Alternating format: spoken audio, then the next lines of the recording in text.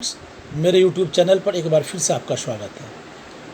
आज के इस वीडियो में हम आपसे जो बात करेंगे वह होगा बिहार बोर्ड के रिज़ल्ट के बारे में, और साथ ही साथ जो रिज़ल्ट के जुड़ने निकलने के बाद विद्यार्थियों के अंदर जिस जिस तरह के सवाल आते हैं उन सवाल के बारे में उनका क्या जवाब हो सकता है अकॉर्डिंग टू मी, हम इसकी चर्चा करेंगे। तो सबसे पहले बात करते हैं इस बार का जो रिज़ल्ट आया है। इस बार का रिज़ल्ट पिछले तमाम 4-5 सालों से जो रिज़ल्ट आ रहा था उससे काफ़ी बेहतर रिज़ल्ट आया है। 4-5 सालों में आपने देखा होगा, न्यूज़ में भी सुना होगा कि 21%, 23%, 39, 41, 45 यानी 50% से अब रिज़ल्ट नहीं जा रहा था पिछले 4-5 सालों में। लेकिन इस बार 89% रिज़ल्ट आया है, यानी कि पिछले तमाम सालों से ये बहुत बेहतर रिज़ल्ट है।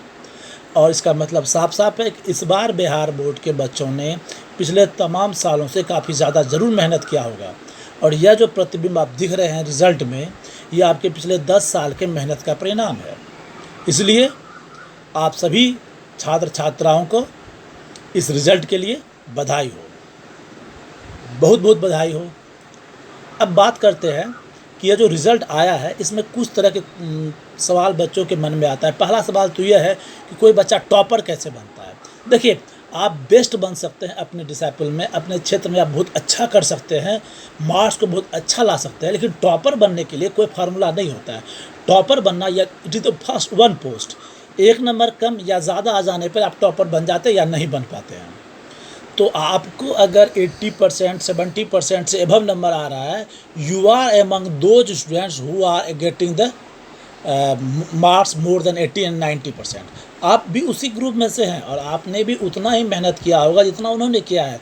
2-4 नंबर का कम बेस होना कई कारणों से हो जाता है, इसलिए आप टॉपर हैं या नहीं है यह इम्पोर्टेंट नहीं है।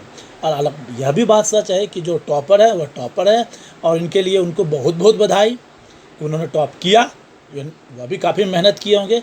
हम कहीं से इसको टॉपर को कम नहीं करने की कोशिश कर रहे हैं, बल्कि हम उनको ही बताना चाहते हैं जो टॉप नहीं करते हैं, इसका मतलब वो ख़राब हैं ऐसा कोई ज़रूरी नहीं है। पहली बात। दूसरी बात, अगर आपको लगता है कि आपका मार्क्स कम आया है, काफ़ी कम आया है, तो आप बोर्ड को चैलेंज कर लीजिए। पिछले वीडियो में भी हमने बताया था, जो क्लास रिजल्ट के बारे में बता रहे थे, बोर्ड रिजल्ट के बारे में, तो आप चैलेंज कर लीजिए। लेकिन चैलेंज करने पर आप ध्यान रखिएगा, यहाँ रीचेकिंग नहीं होता है बोर्ड में, सिर्फ रीटोटलिंग होता है। यानी एक बार जो आपके क्वेश्चन के आंसर पर मार्क्स चढ़ गया है वही मार्क्स रहेगा। हाँ, जोड़ने घटाने में कोई मार्क्स छूट गया हो या कोई क्वेश्चन चेक नहीं हुआ हो, किसी गलती के कारण, टीचर के इंडिविजुअल गलती के कारण ऐसा हुआ हो, तभी वह आपको मार्क्स में एग्रीगेट में जुटेगा, अदरवाइज ये मार्क्स आपका नहीं बढ़ने वाला। तो अगर 2-4 नंबर का आपको अंतर बुझा रहा है तो थोड़ा संतोष कीजिए। अगले एग्ज़ाम में, 12th के एग्ज़ाम में बेहतर करने की बात कीजिए। लेकिन यह आपका जो है लक्ष्य नहीं था, याद रखिएगा। यहाँ से आपका करियर रुकता नहीं है, यहाँ से करियर स्टार्ट होता है।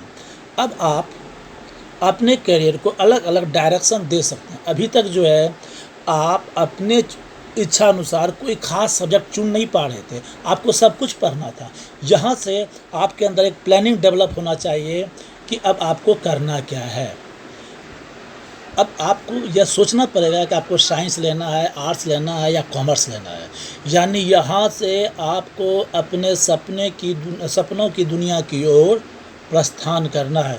तो सबसे पहले अब आपको सोचना होगा आपका सपना क्या है, आपका लक्ष्य क्या है। अभी तक आपको नहीं सोचना था, अभी तक आपको सिर्फ पढ़ना था मैट्रिक पास करने के लिए।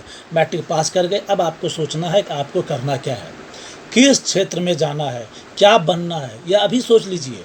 यही सही समय है सोचने के लिए। 2-4-10 दिन बैठ के सोच लीजिए। हालांकि बच्चों में तो पहले से भी कल्पना होती है उसको क्या बनना है, लेकिन एक बार फिर से उसको रिवाइज कर लीजिए, क्योंकि यहाँ से आपको सब्जेक्ट चुनना है। ऐसा कभी मत कीजिए कि शुरुआत में कोई और सब्जेक्ट लिए, साइंस ले लिए, बाद में आर्ट्स कॉमर्स ले लिए। ये ज़्यादा बेहतर नहीं होता है। तो आपको सोचना होगा आपको साइंस लेना है, आर्ट्स लेना है या कॉमर्स लेना है। हर क्षेत्र के बारे में हम बता देते हैं। हर क्षेत्र इक्वल इम्पोर्टेंस रखता है। हर क्षेत्र में आपका करियर इक्वली बढ़ सकता है, और हर क्षेत्र में आप अपने जीवन के महानतम स्तर तक पहुंच सकते हैं। इसमें कोई दो राय नहीं है। इसलिए सब्जेक्ट कोई ख़राब या अच्छा नहीं होता है। पहली बात तो ये जान लीजिए कि यार हर सब्जेक्ट बेहतर सब्जेक्ट है, सिर्फ उसमें आपकी रुचि कितनी है और आप उसमें कितना अपना एनर्जी, इफ़िशियंसी और मेहनत देते हैं, इस पर डिपेंड करता है कि आपका करियर कैसा बनेगा। आप सब्जेक्ट चुनने वक्त दो चीज़ ध्यान रखिए, आपका सपना क्या है और आपको कौन सा सब्जेक्ट, कौन सा ये क्षेत्र जो है ज़्यादा पसंद है। आप अगर आर्ट में इंटरेस्टेड है तो आर्ट्स ले लीजिए, आपको साइंस के साथ खेलने में मज़ा आता है तो आप साइंस लीजिए, अगर आपको हिसाब किताब करने में ज़्यादा सहूलियत बुझाता है, अकाउंट्स डील करना आपको मज़ा आता है तो आप कॉमर्स ले लीजिए। यहाँ पर आप अपने अंदर से पूछिएगा, किसी बाहरी से नहीं, किसी से दूसरे से नहीं, अपने अंदर से पूछिएगा आपको बेहतर क्या लगता है, उसके अनुसार आप सिलेक्ट कीजिए सब्जेक्ट को। एक बार सब्जेक्ट का जब सिलेक्शन हो जाएगा, आपका माइंड सेट हो जाएगा आपको क्या करना है, फिर उसके अनुसार आप तैयारी करने की कोशिश कीजिए। यह सबसे इम्पोर्टेंट बात है। यहीं पर कई लोग भटक जाते हैं, सब्जेक्ट कोई और पसंद होता है, करने कुछ और लगते हैं, बाद में कुछ नहीं कर पाते हैं। दूसरी बात, अब इंटर में एक चीज़ ध्यान रखिएगा कि साइंस के बारे में, हम चूँकि साइंस के एरिया से हैं तो हम आपको साइंस के बारे में सलाह देते हैं कि +2 में आप साइंस करके ग्रेजुएशन में आर्ट्स और कॉमर्स के सेक्टर में भी जा सकते हैं। याद रखिएगा, साइंस पढ़ने वाला लड़का अपने करियर में आगे बढ़ने के बाद, यानी मैट इंटर करने के बाद, +2 करने के बाद साइंस में भी रह सकता है, आर्ट्स और कॉमर्स में भी जा सकता है, जबकि कॉमर्स करने वाला बच्चा कॉमर्स या आर्ट्स में जा सकता है, और आर्ट्स कर से ग्रेजुएट इंटर करने वाला बच्चा सिर्फ आर्ट्स में ही रहेगा, वह साइंस और कॉमर्स में नहीं जा सकता। यह एक लचीलापन है साइंस के साथ कि साइंस के पढ़ने वाला बच्चा, कई बच्चा ऐसा होता है जो साइंस पढ़ता है, इंटर तक सोचता है कि बड़ा बड़ा जॉब करेंगे, IIT करेंगे, मेडिकल निकालेंगे, और देखते हैं कि जब उनका रिजल्ट नहीं आ पाता तो वो आर्ट्स या कॉमर्स में चले जाते हैं। तो साइंस वाले बच्चों के साथ ये प्रेफरेंस है कि साइंस वाला बच्चा 11th-12th करने के बाद आर्ट्स या कॉमर्स में भी जा सकता है। लेकिन हम फिर से कहेंगे, इसका मतलब यह नहीं कि आप साइंस ही ले लीजिए। अगर आपको साइंस पसंद है तभी साइंस लीजिए, पसंद नहीं हो तो 2 साल जो आपने साइंस में बर्बाद किया अपना, क्यों, क्या ज़रूरी है उसका? आप आर्ट्स कॉमर्स में चले जाइए, आपको आर्ट्स पसंद है आर्ट्स में चले जाइए, तो 2 साल आप एडवांटेज रखिएगा अपने दूसरे साथियों से।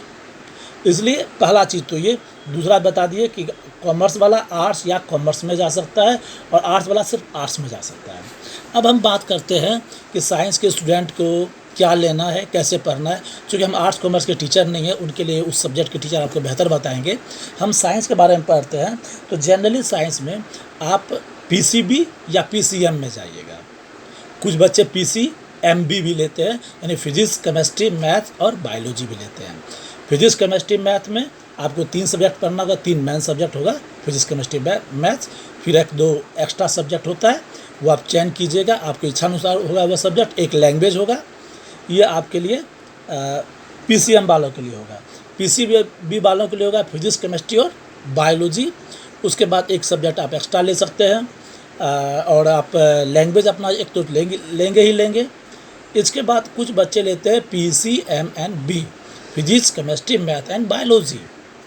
वहाँ पर क्या है कि आप इंटर में जो है, तो इंटर में जो है अगर आप मैथ और बायोलॉजी दोनों ले लेते हैं तो आपको +2 के रिज़ल्ट के बाद ही पता चलता है आपका मेन सब्जेक्ट क्या है। यानी अगर बायो में मैथ से ज़्यादा मार्क्स आ गया तो बायो आपका मेन सब्जेक्ट हो जाएगा और मैथ सेकेंडरी हो जाएगा, और अगर आपको मैथ्स में ज़्यादा आ गया, बायो में कम आ गया, तो मैथ आपका प्राइमरी सब्जेक्ट हो जाएगा और बायो सेकेंडरी हो जाएगा। इसलिए कुछ बच्चे दोनों ले लेते हैं। खैर ये आपका चॉइस है। हम हमेशा कहते हैं कि रिजल्ट का या सब्जेक्ट का सिलेक्शन आपके अपने चॉइस पर होगा। उसके बाद आप अपने कैरियर को आगे बढ़ा सकते हैं। फिर याद रखिएगा, अगर PCB लीजिएगा तो नीट के लिए तैयारी कीजिएगा, PCM लीजिएगा तो स्वाभाविक तौर पर जी की तैयारी कीजिएगा, और यह समय जो है आपका गुजरता हुआ हर दिन, याद रखिएगा, आपके कैरियर की ओर जाते हुए कदम को रोकेगा।